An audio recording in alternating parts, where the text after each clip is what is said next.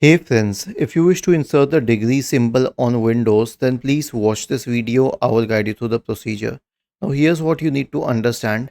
The degree symbol does not exist on the keyboard, and I have not seen it on any keyboard as such. If it is on some other language keyboard, then I do not know of it, but it's definitely not on an English keyboard. So, here's what you can do in that case. Search for character map in the Windows search bar and open the character map application.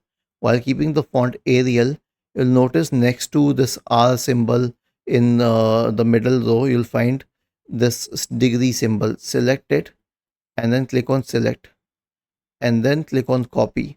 It has been copied to the clipboard. All you need to do is paste it. I can add it here.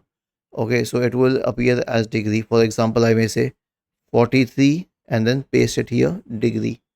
Was this helpful? If yes, then please subscribe to the channel. If not, then let us know in the comment section of the video on how we could help you further. Thank you for watching this video and have a nice day.